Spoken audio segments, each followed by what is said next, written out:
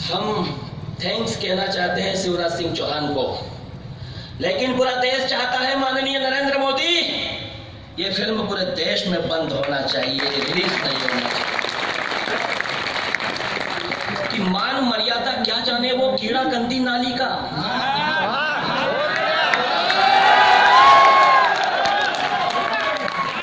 मान मर्यादा क्या जाने वो कीड़ा गंदी नाली का। हिमायती बन बैठा वो खिलजी गुंडे चोर मवाली का। माँ का जाया भले ही रगों में पिता का खून नहीं हो सकता है, चाहे तो डीएनए टेस्ट करा लो उस संजय लीला भंसाली का। क्या है मां पद्मिनी के लिए पहले करणी सेना सामने आई, फिर हिंदू महासभा सामने आई, फिर विश्व हिंदू परिषद, बजरंग दल, सारे राष्ट्रवादी संगठन सामने आए। साहब हर एक हिंदू, हर एक भारतीय की माँ है माँ पद्मिनी। हर भारतीय को उसके लिए लड़ना होगा, आगे आना होगा, और इसलिए आना होगा कि भविष्य में कोई संजय लीला भंसाली नाम का कोई कीड़ा इस तरह की गंदी फिल्म बनाने की हिमाकत करे। वो पद्मिनी जो कुल गौरव घरे आंगन की लाज रही। क्या बात है भाई? आप शशिकांत यादव जी इस हिंदुस्तान के सबसे बड़े संचालक। भाई बढ़िया शरीफ। देवास मां चामुंडा की नगरी से एक स्वर उठता है और लाल किले का सर्वाधिक बार संचालन करने का सौभाग्य हमारे मालवा के उन बड़े कवि को प्राप्त होता है जिन्हें शशिकांत यादव कहते हैं। उनके संचालन का कविता पढ़ने का ये काव्य का महोत्सव। लोग कहते हैं कि पिछली बार कवि सम्मेलन ऐसा हो गया वैसा हो गया।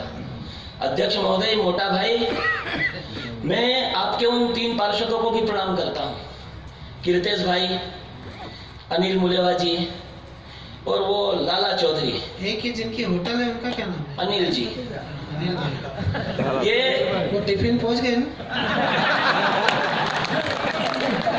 ये कवि सम्मेलन दादा इसलिए होना चाहिए, बढ़िया भाई। ये कवि सम्मेलन इसलिए होना चाहिए कि कवि सम्मेलन केवल मनोरंजन का साधन नहीं है। ये कवि सम्मेलन राष्ट्र की संस्कृति और सभ्यता को समझने का एक माध्यम हुआ। आपके सीएमओ साहब बहुत ही यंग, बहुत ही टैलेंटेड है। वो अभी सरदारपुर में थे, अभी यहाँ है। हम उन्हें भी प्रणाम करते हैं। पंक्तियां पढ़ता हूँ। वो पद्मिनी जो कुल गौरव घरी आंगन की लाज रही। वो पद्मिनी जो कुल गौरव घरे आंगन की लाज रही। एक लिंग के मेवाड़ी माथे का जो ताज रही। स्वाभिमानी सूरज का सजना कुछ लोगों को जचा नहीं। धर्म सागर का वेदामृत वो कुछ लोगों को पचा नहीं। अरे जाफर के अनुगामी जिनमें जिंदा हिंदुस्तानी जज्बात नहीं। पद्मिनी पर फिल्म बनाए ये संजय लीला भंसाली की औकात। वो पद्मिनी जो राव रतन सिंह के घर की शान रही। वो पद्मिनी जो राव रतन सिंह के घर की शान रही। मुगलों से भिड़ते गोरा बादल की वो आन रही। वो परंपरा जिस पर पन्ना ने प्यारे चंदन को लुटा दिया। थाल सजा निज माथे से हाड़ी रानी ने खुद को मिटा दिया। अरे जौहर की ज्वाला धधकाई अधूरी खिलजी की अभिलाषा है। माँ पद्मिनी सच्चे अर्थों में मेरे भारत की परिभाषा है।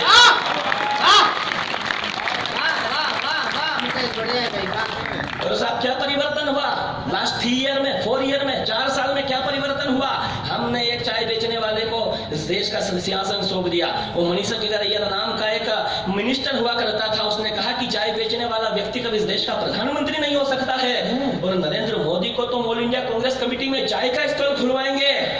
इस देश की जनता ने जवाब दिया और मणिशंकर अय्यर को चाय का स्टॉल खोलना पड़ा।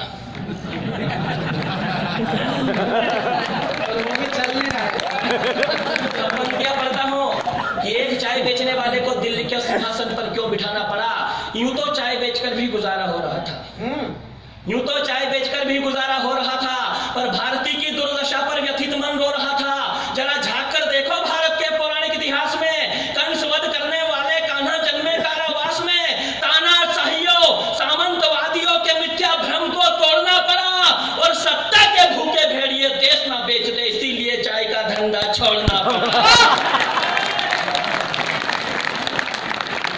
देशभक्ति का दिनकर प्रतिशोध की अग्नि में तप रहा था। हर भारतीय के मन में एक आक्रोश पनप रहा था। संविधान अदालत की चौखट पर कानूनी पेचीदगियों से जूझ रहा था। शहीदों को इंसाफ दिलाने का कोई भी मार्ग नहीं सूझ रहा था। पटेल की धारा का स्वाभिमान जाए भले भाड़ में।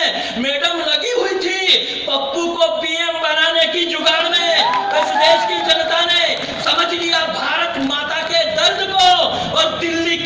गद्दी पर बिठा दिया फिर मोदी जैसे मर्द को। और क्या परिवर्तन हुआ साहब, इस देश के तात्कालिक प्रधानमंत्री वो शक्ति बना, पीछे वाला शांत करो, आपस में लड़ोगे तो संजय लीला बंसाली से कौन लड़ेगा साहब। इस देश का तात्कालिक प्रधानमंत्री जब माननीय मनमोहन सिंह जी हुआ करते थे, तब उस पाकिस्तान के 2 कौड़ी के प्रधानमंत्री मियां नवाज शरीफ ने न्यूयॉर्क में कह दिया था कि हिंदुस्तान के प्रधानमंत्री की हालत तो देहाती महिला की तरह है। साहब, यदि मियां नवाज शरीफ ने अपनी अम्मी का दूध पिया है तो आज वही भाषा बोलकर बता दे।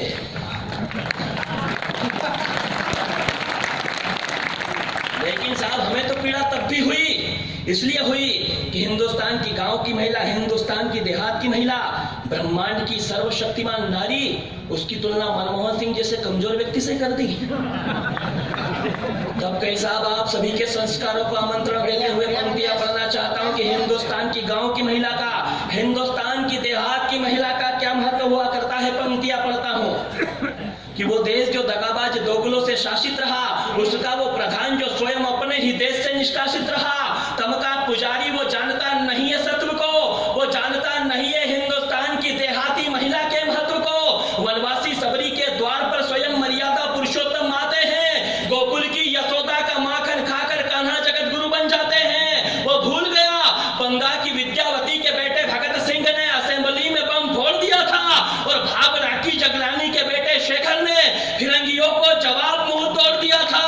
वो भूल गया कारगिल के युद्ध में जिन बेटों के शौर्य ने उनके बोरिया बिस्तर समेटे थे, अरे सरहद पर लड़ने वाले सबसे ज्यादा देहाती मां के बेटे थे।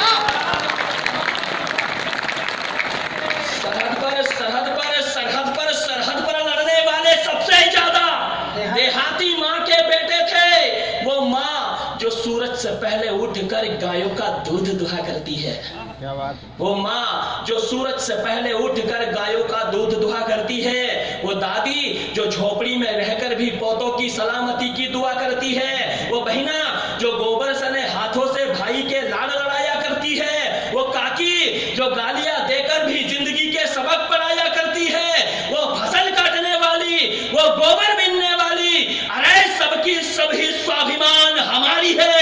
बतला मियां नवाज शरीफ, एक भगोड़े से अधिक क्या औकात तुम्हारी है। और साहब, बढ़िया बढ़िया मुकेश भाई, बहुत अच्छा। कहते हैं कि हमने कहा हमें गर्व है हम हिंदू हैं, तो कहा कि यू आर कम्युनल, तुम सांप्रदायिक लोग। माफ करना साहब, वो अकबरुद्दीन ओवैसी जब इस धरती पर खड़े होकर ये कहता है कि हम मरते हैं यानी वो लोग मरते हैं, तो 2.5 गज जमीन लेकर जाते हैं, और हमारे लिए कहता है कि तुम हिंदू जला दिए जाते हो, राख बनकर फिजाओं में भटकते फिरते हो। मर्यादा पुरुषोत्तम भगवान राम की मां कौशल्या के विरुद्ध आपत्तिजनक टिप्पणियां करता है। मैं सनातन धर्म का प्रतिनिधित्व करते हुए आप सभी के आशीष से उसे जवाब देना चाहता हूं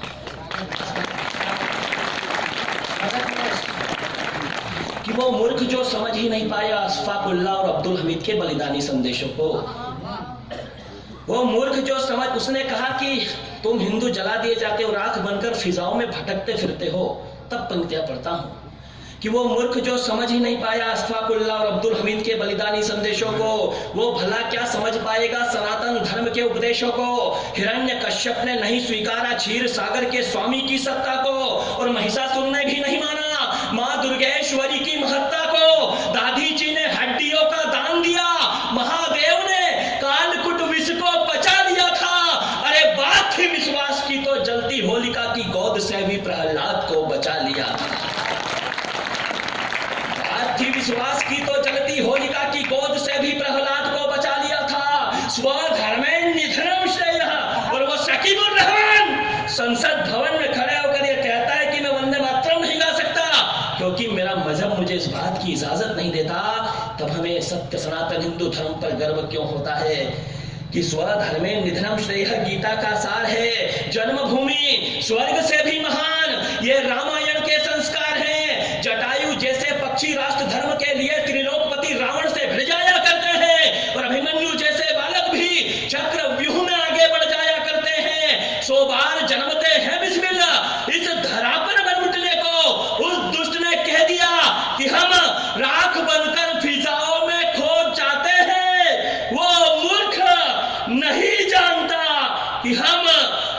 पंच महाभूतों में विलीन हो जाता है।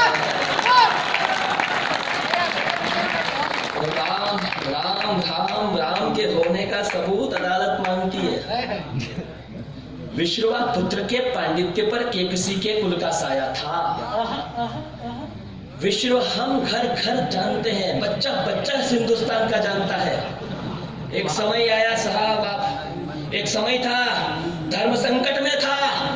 ऐसे में कहीं उत्तर प्रदेश में बाबा तुलसीदास ने मानस लिख डाली और घर घर में धर्म की स्थापना करी। विश्रवा पुत्र के पांडित्य पर केकसी के कुल का साया था और कैलाशपति से चंद्रहास पाकर वो और अधिक भरमाया था। वो दंड बना दिया अभिमानी को ब्रह्मा जी के वर ने, किसी को कुछ नहीं समझा। त्रिलोक में हाहाकार मचाया दशकंधर ने, तो धर्म की दुर्दशा देख सकल सृष्टि घबराई और त्राहिमाम बोलती वसुंधरा हरि की शरण में आई। तो सूर्यवंशी दशरथ ने भी जन्मों के कर्मों के फल पाए थे। विप्र धैर्य सुर संत हित रघुवर वसुंधरा पर आए थे। वध किया ताड़िका का और मार गिराया खरदूषण को। अरे जन्मा ही नहीं कह दिया हराम खोरों ने रघुकुल भूषण को। शिवधन तोड़ा जनक नंदिनी का वर्ण किया, मुनिवेश बना लंकापति ने जगत जननी का हरण किया। तो एक राम भक्त ने बजा दिया सनातन धर्म का डंका और जय जय श्री राम बोलकर भस्म कर दी सो